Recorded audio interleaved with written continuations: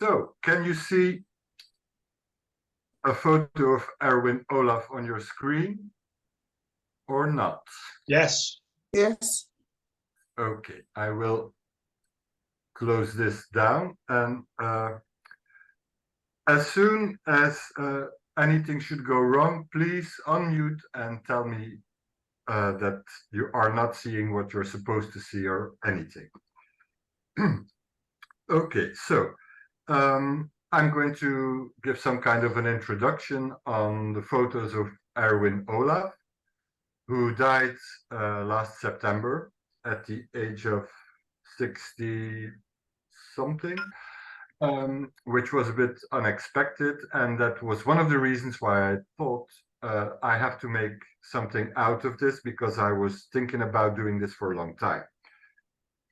Because I think his photos are very interesting. They're not what we're used to see a lot of in the club, in our challenges, but I still think it's very, very inspiring. So this is another photo of Erwin Olaf. He was born on July the 2nd in 59 in the Netherlands. He decided to study journalism, and then in the School of Journalism he got into photography, and he decided that the reason why he went into journalism, which was that he felt like he had something to say to the world, worked much better with photography.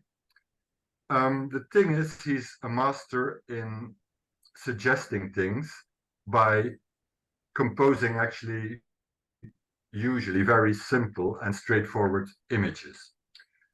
His first series that he's done was called Squares, because quite simply, as you can see, it's a square image, 1:1 ratio, which was still very much influenced by Robert Mapplethorpe and the Dutch choreographer Hans van Manen, who's also a photographer. He makes a combination of, as it said on Wikipedia, it's sometimes about sexuality, about gender, but I think it's mostly funny, and well, he suggests things, because what seems to be a bit strange in this photo is actually a suggestion rather than what you really see. And I think he just takes very simple things. It's a face, a model, and a bunch of fake pearls, and yet your imagination starts filling in, what does he mean, what you see, etc., etc. But as a photograph, I think it's very well composed, it's very well done, very good. He was very accomplished in making good photos from the very beginning. And he's also quite often quite humorous in his photo, as I hope you can see with this one. A funny thing, once one of his photos was excluded from an exhibition for not containing enough nudity. But then, well, so he does a lot of funny things, even though his original work, his first work, the Squares, and then the two series that follow, might seem a bit hard. The thing is, he was found, because we're speaking now of the early, no, 83, so that's the early 80s, was found provocative. I think these images are a lot less provocative today, but in those days, they were provocative. So for me, it's not very clear. This is from the Chessman series. If the Chessman and the Black series technically fall under the Squares or are to be seen separate. He did a number of things here, once again, with, I think, very simple means. It's a model. It's not your regular expected photo model, a couple of props, and you start thinking, oh, is this about Greek mythology? Is this about Wagner opera? What does he express? It's a very fascinating image with very little means, I would say. He also started these series with using people that at that time were completely uh, not seen in photographs as models, but who, well, in the discussions we have now on gender equality, body shaming, etc., that was a lot more confronting and rebellious way back in the time, I think. This is one of the photos from his Blacks series, where we can see that he uses masks, people with prostheses, and I think we had a suggestion of Saturnine for the future, and I don't know if it's all right to tell you, but we've decided on doing that challenge along with a number of other challenges. I don't know if this qualifies for that or not. In my opinion, it really does. I find it very dark and moody. And then he also did a series of these kind of images, which I'm looking, was called Mind of Their Own, where he worked with people with Down syndrome and other disabilities to give them, I think, also a place in the form of being a model in a photo to express emotions or ideas or anything. I forgot to say that I'm going through a number of images to give you some kind of a basic timeline of what he's done, and from a certain point on, I have picked out certain of his projects to show a few photos of, because he's got actually a rather large volume of work.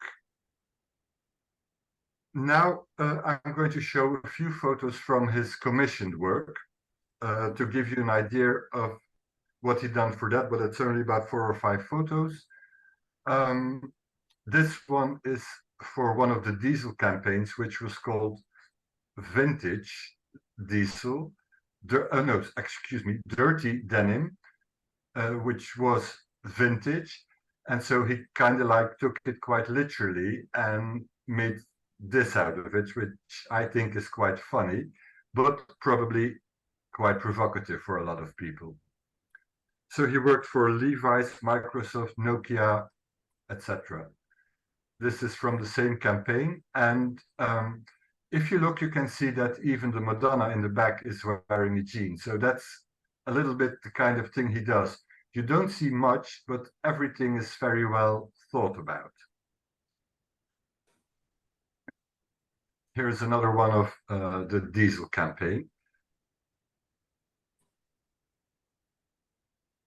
And once again, it's very suggestive. You see a lot of things that you think, oh, this is gruesome. And when you start looking closely, you can see that it's not really human body parts, but mannequin body parts. So he always tries to put you on the wrong foot when you see his photos. But I think you can see that the lights and the composition and everything in this photo is so very well thought of beforehand. He has worked mostly with staged photography, which is something we don't see often in the club. But I think it's a very interesting way of working. And it's not because we don't work that way that what he does cannot be inspirational for what we try to do. This is from the Heineken campaign, or one of the Heineken campaigns. Once again, the idea is so simple, it's so amazingly executed that I think this is just a great photo and a funny idea. So I included also this one, if I'm not mistaken. This is a photo for edit. How do you call that? It's not for a brand. It's for the editing section of a magazine. I believe it's. See if I put it down. Yeah. No, this is editorial, but I haven't written down for. I think it's from New York anyway. This is for the Grey campaign. Grey is a brand of fashion. You will see this type of putting the photo together a lot in his personal work. In an interview with him, he said that his commercial work and his personal work have always interacted with each other. The things he could find and discovered by having commissions, he could use in his personal work and vice versa. Quite obviously, because he was quite successful in his commercial work, it gave him the possibility to spend a lot more money on his personal work. This one is actually a comment on his commercial work.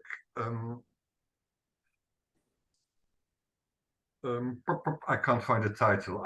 Oh yes, this one is from a series called Fashion Victims.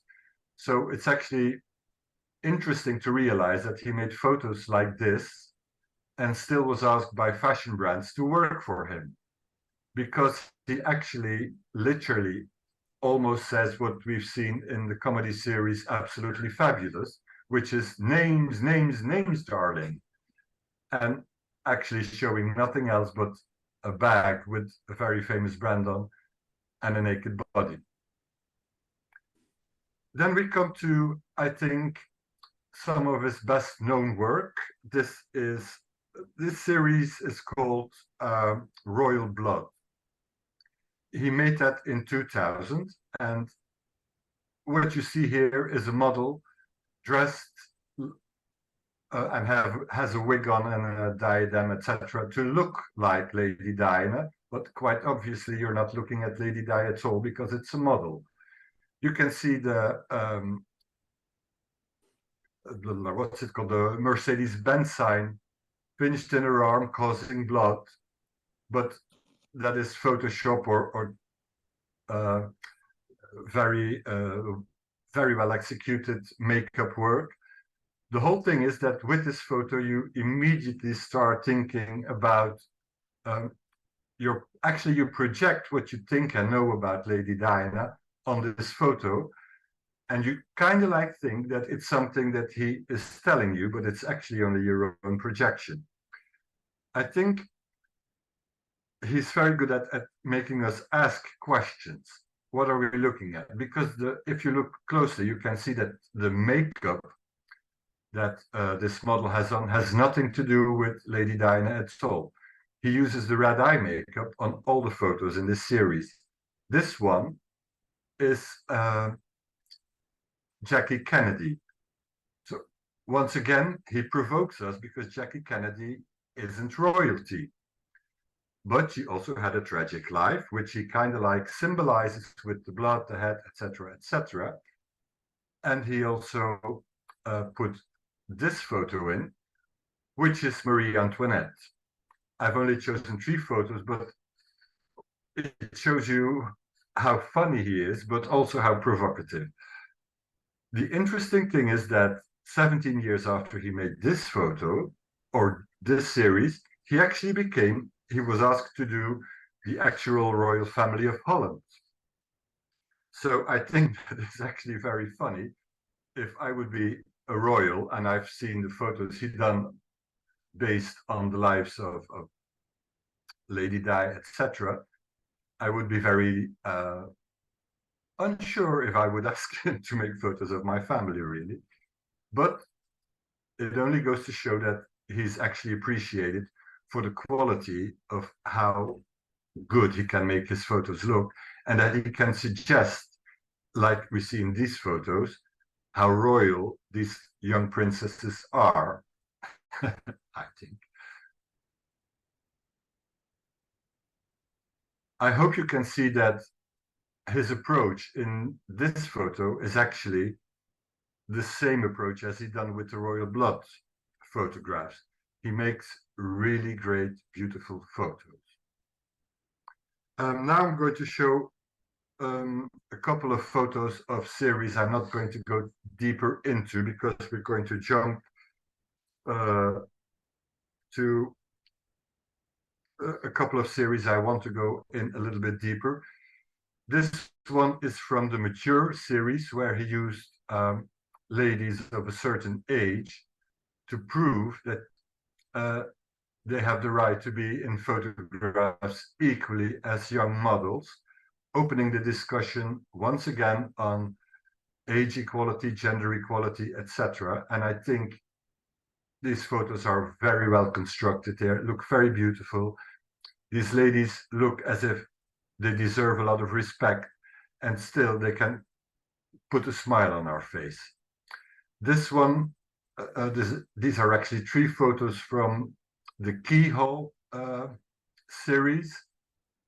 I think it shows something entirely different altogether.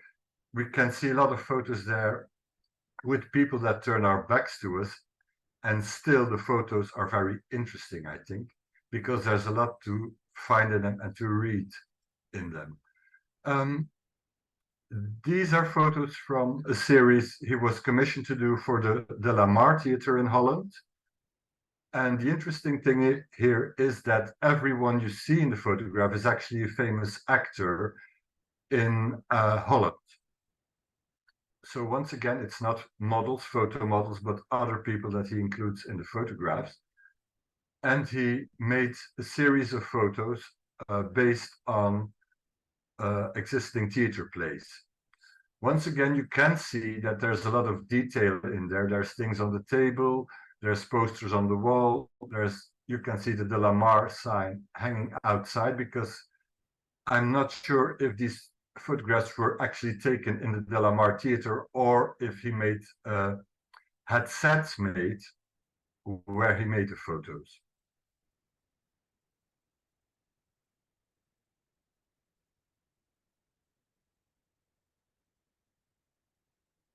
But I think it's in itself an interesting series. This one is from another commission where he pretty much makes a photo based on the paintings of the Golden Century, and he made a few photos based on actual paintings where he almost copies the original painting with models and lighting, etc. So he's very versatile, and this one shows once again how much detail, light, and things go into it. I've included this one at the last minute because we had the People with Animal Challenge. These are 2 photos from the calendar he made for Lavazza. These are, of course, very different from his personal work. If you can see in the center, there's a little Lavazza cup and a spoon. And in this one, there's a Lavazza cup in the mouth of the tiger.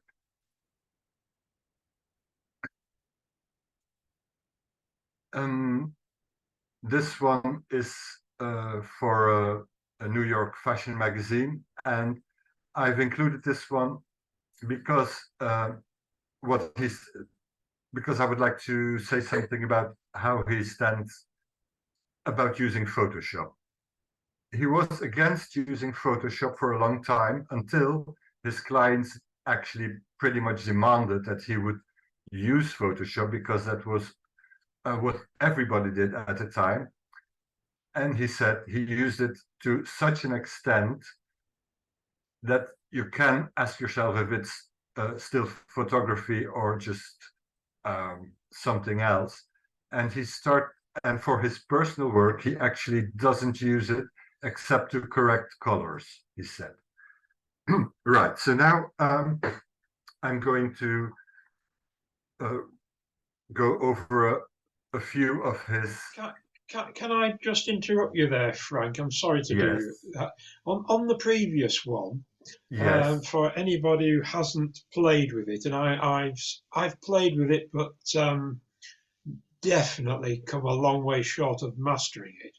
That effect is the liquify tool in Photoshop to create that. You can make some quite interesting stretches and blurs and shapes like that with the liquify tool. Yes, but I'm afraid that this photo is long from before the liquify tool. But I think it does make a point. He does not do this kind of things in his personal work, but he did go actually a little bit over the edge to please his clients which I think you could also see in the Lavazza photos. Good, but thank you, Trevor. I think it's a very interesting comment you made.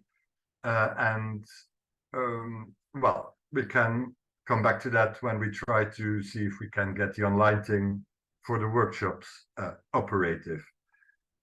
Now I'm going to show a few photos from a number of series of personal work that I think are very interesting. I can't go over all of them, so I picked a few that either are considered very important or that I like personally. These three series that we're going to see now, this one is the first one in the ones I've selected from the Rain series. We're going to see Rain, Hope and Grief. I'm going to check the dates on that. Rain is from 2004. Hope, excuse me, is from, yeah, Rain is from 2004. Hope from 2005 and Grief from 2007. The concept is actually quite simple with the Rain series. You always have a window somewhere in the photo where you can see it's raining outside. He only takes one or two people in the photo and makes them look as if they are posing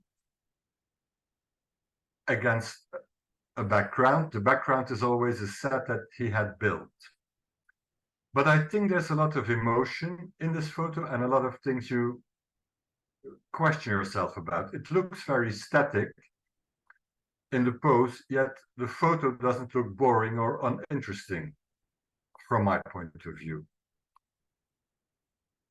We have the same thing here, and you wonder why things are included in the photo and what you're actually looking at, because in this particular photo you see someone undressed to his tighty whities. There's a dress on the floor. There's a hook, a part of the bed in the corner of the photo. So the question is, who does this dress and this petticoat belong to? Why is the door of the cupboard open? What do the plates on the wall mean, etc.? I think it's a very interesting and intriguing photo. And then with this one, just again, why is the board on the floor with the dance steps? Why did they stop dancing? Why are they looking at me? What is the scene all about? Yet I think the photo in itself is really beautiful. I really like it. I really love it.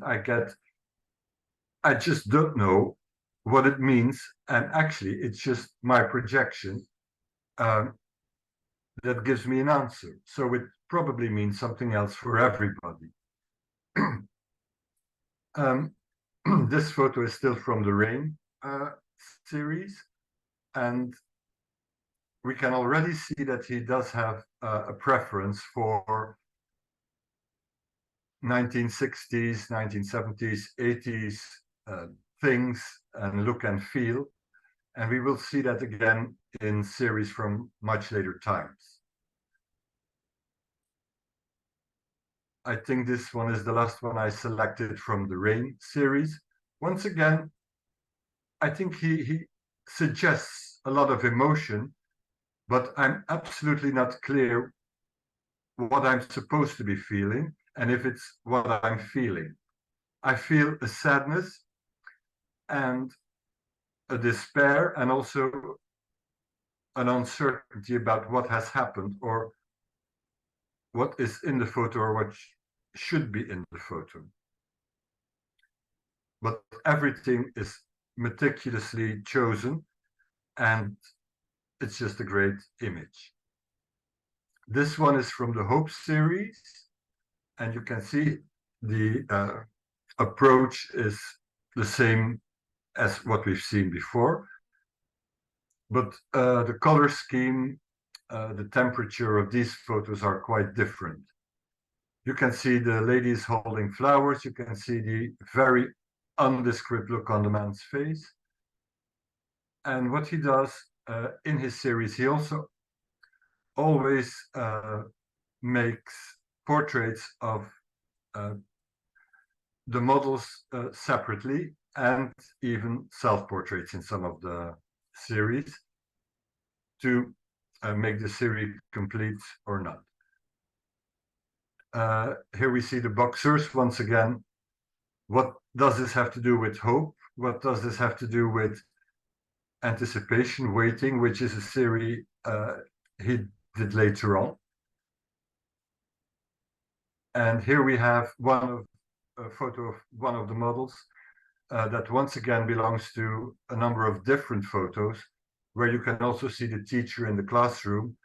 And of course, once again, there's symbolism with the poster, or I don't know how you call it, excuse me, in the background, with the fetuses in the womb, suggesting a lot more than what we're actually seeing in the photo. Your imagination goes to unexpected or unwanted pregnancies, relationships or undesirable relationships between teachers and pupils, etc. I'm sorry.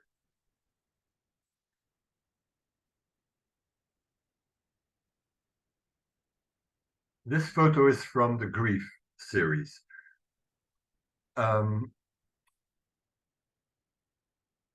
As you can see, it's a different theme, it's a different setting, a whole different feel. I really, really like this series.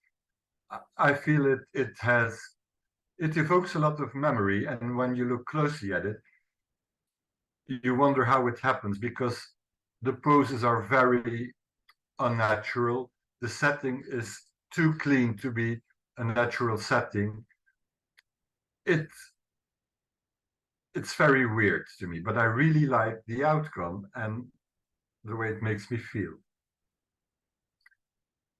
He said in one of his interviews that he went from being very outspoken and very rebellious in his early work to go to a lot more silent and introvert in his work. And I believe that these three series, Rain, Hope, and Grief, are actually a turning point in his career.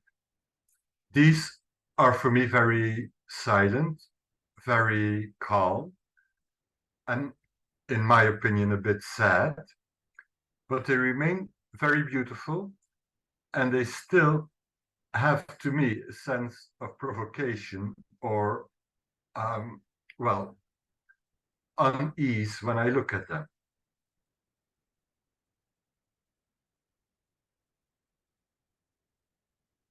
I think this is a very amazing photo. There's almost nothing in it, just a man leaning against the window with a little bit of reflection. When you know this is in the series Grief, I think this really expresses it all. But the way he's executed it, by eliminating everything that's unnecessary and suggesting a lot with a minimum of things in this photo, I think this is just wonderful and very inspiring to declutter my own photos, I must say.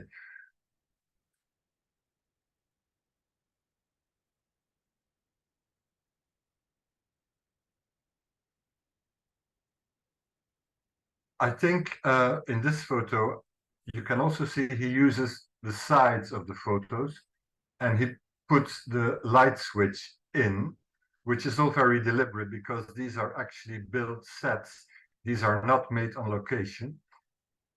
He really decides on everything that is in the photo and not in the photo. I think it's very important to realize that when you look at them. And I think you can see that this is, as a composition, just perfect, I think. Okay, this one is from a different series from 2011, which is called Berlin. He won the Johannes Vermeer Prize in 2011, which is a very important prize in Holland. And when you win that prize, you have to invest 70% of the money you're getting into a new project. He invested the money he got from the prize into this series of Berlin. He traveled to Berlin, where he had been before, and he started working on site instead of with built sets. And the reason for going to Berlin and making this series was because he felt that at the time, 2011,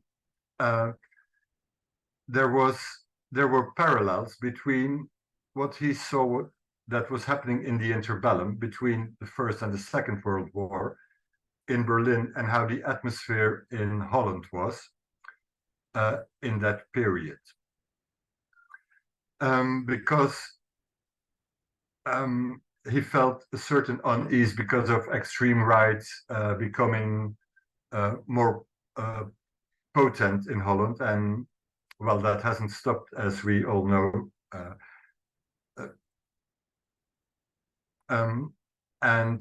So the series was maybe avant-garde or clairvoyant in seeing that things were not going the right way, and he tried to express the feeling of a threat coming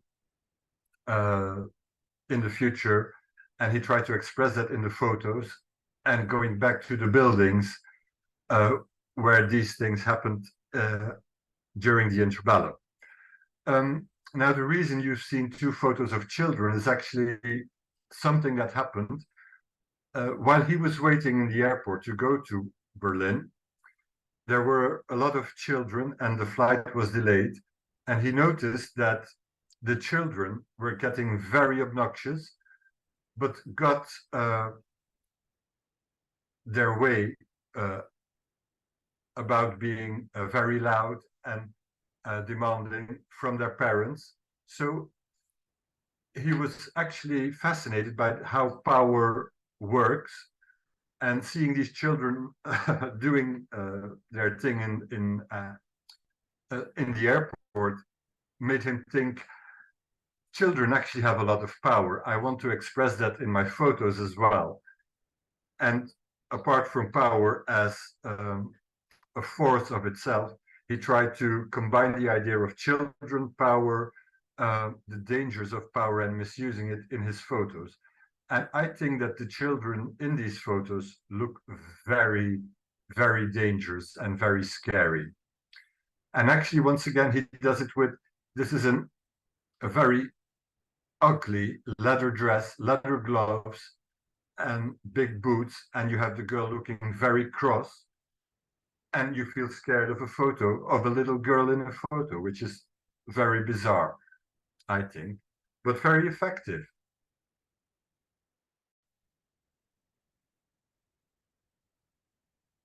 This is actually one of the more post photos where you can see that he went to the buildings of the interbellum. And here, this looks maybe surrealistic to you, it does to me, but I think that the black model wearing all the medals is, I have to look the name of, yes, is actually a reference to Jesse Owens and the Olympic Games of the Hitler period. Once again, you see the little kid with the gloves looking very powerful and dangerous, pointing out at the black model. So everything in this photo is pure suggestion. You don't see Hitler, you don't see Jesse Owens. The references you see come from your own mind, not from what is in the photo. Or it's a recombination of the elements that are in the photo. Here you can see Erwin Olaf in the background here, with the same model in the foreground and a black and white version of the other photo, just to illustrate that he uses self-portraits a lot in his series. Here, once again, actually, all we're seeing is a girl holding a balloon, but the way she's dressed, the way the place she's in, the obscure figure in the background suggests a lot more and make a very interesting photograph. This is another self-portrait of him in the Berlin series.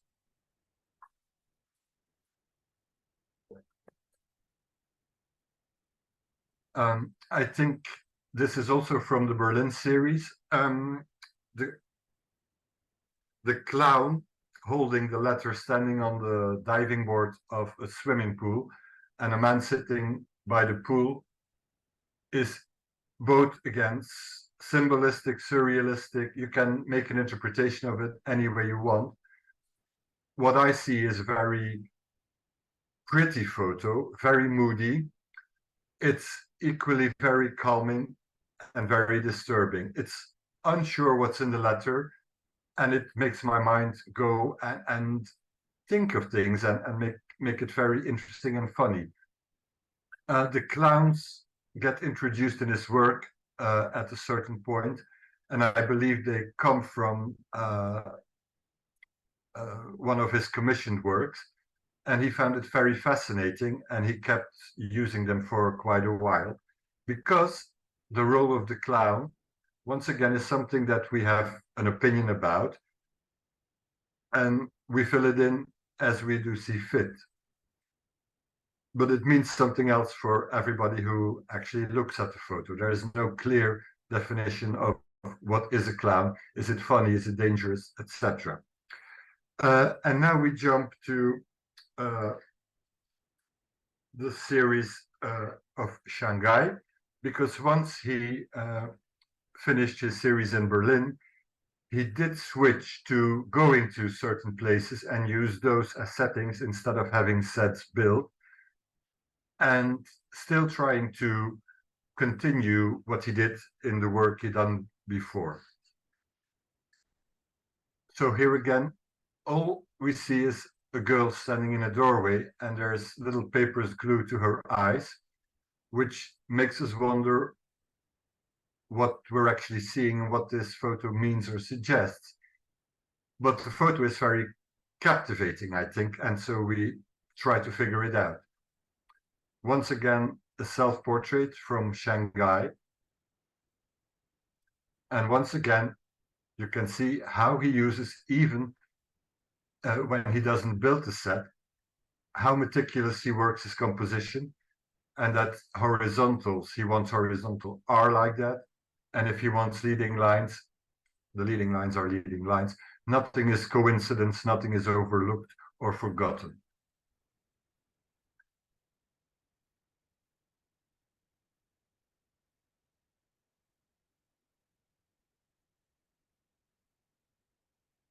So I chose a few of the portraits, and then we will see a few of the more complex images, I would say. But I think this is just so beautiful. You have the back, he could use this for backlit, I suppose, with the window behind the lady, almost as an oversized oriel, and the beautiful draping behind her, the light that falls on her back, the very serene look on her face. Really, really beautiful. And once again, children.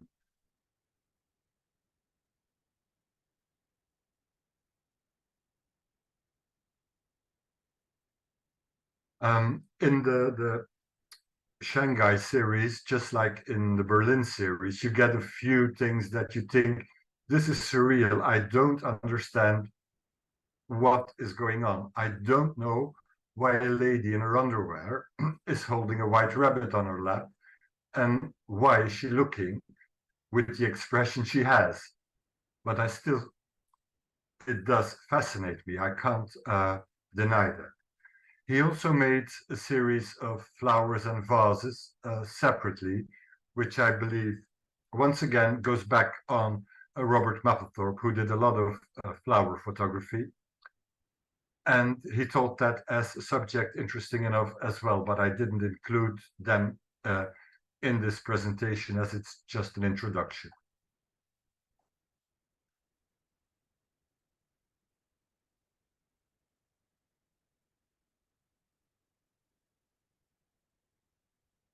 Once again, very simple scene, nothing special about it, but you wonder why the girl looks so absent in this photo and why the door behind her is open. This one is, I think, very confusing. I have no idea why there's a pig behind the man. What he's looking at, is it a tablet? Why he's wearing an apron and has a naked torso? And who is that person walking away on the spiral staircase behind him? But I think that the light in this photograph is so amazing. Everything is there for a reason. I think it's very beautiful.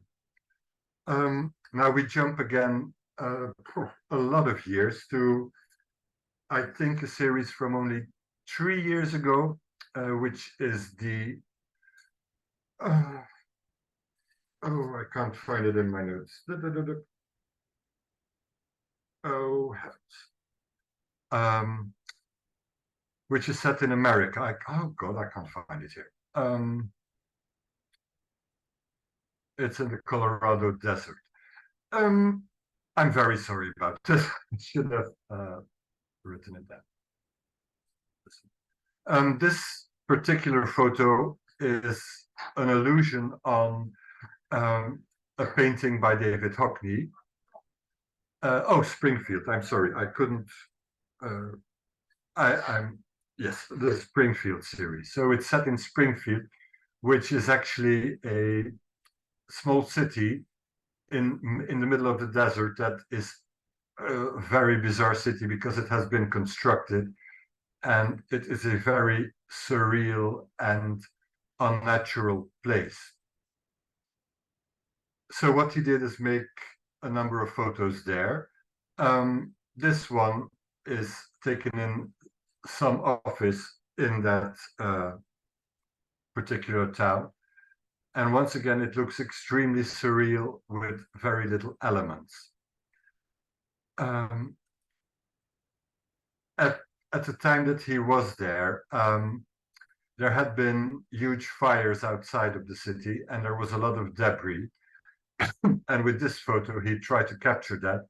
And once again, it's an allusion to another artwork, because this is an allusion to one of the Cindy Sherman photos we have seen before in another presentation.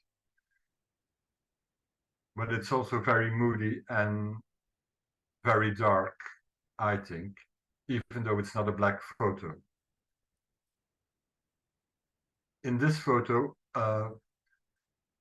I think, once again, it's very confusing. I think the photo in itself is very pretty. The girl looks very pretty in her pink dress.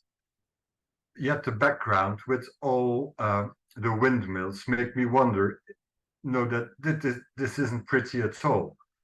There's a lot of ugliness. There's the American flag, or the old one actually, from the southern states, if I'm not mistaken, hanging in the trees. There's plastic debris hanging in dead bushes.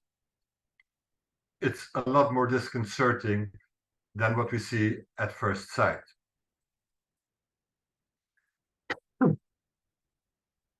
And in this photo, it's nearly the opposite.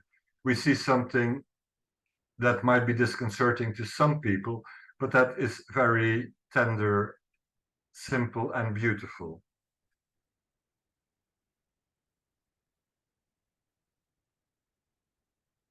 Okay, this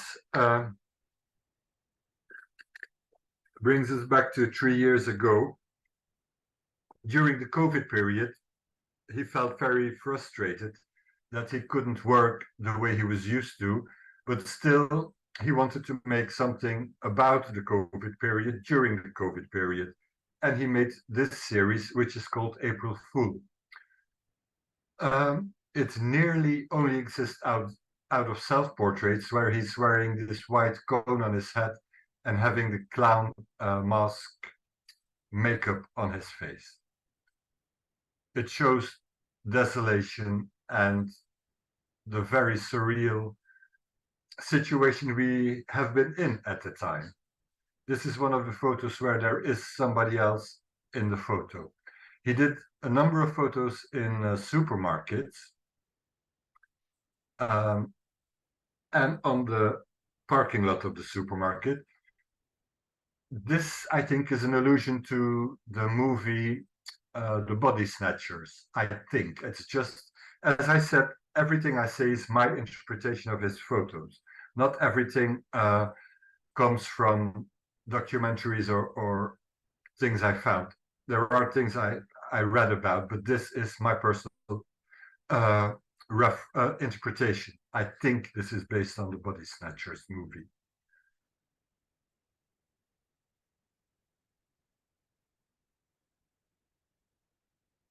It's very, very desolate, very sad.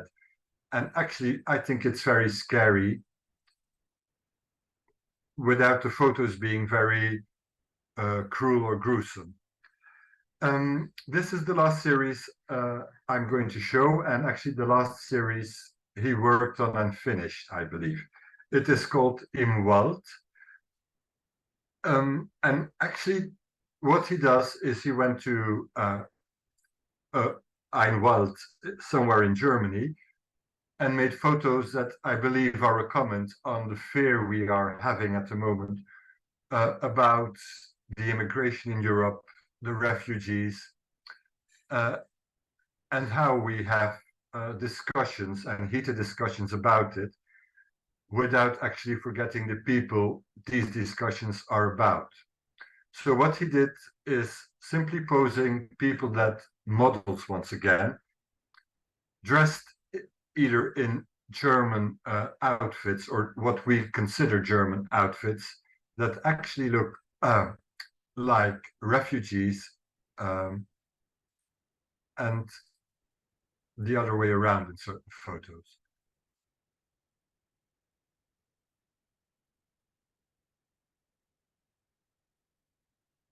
This is, I think, the only series he's ever done in black and white, but I should try to check that. I think this is just wonderful. And you, once again, he just puts a lady who's not traditionally German dressed in this case, but wears a Muslim outfit on this very funny white swan, which once again you can see as a reference to the Wagner operas or the traditional German mythologies and traditions that Wagner based himself on. The effect is this photo, the background is fascinatingly beautifully executed, and the effect is maximum with very simple means.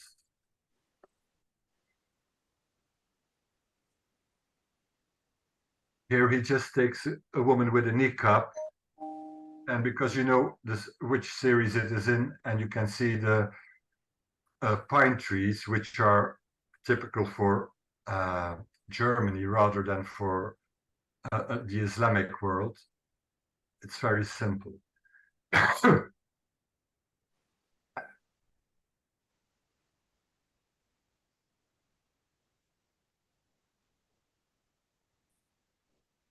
This could have been his entry for the water challenge. I don't know. I'm just kidding. I'm sorry.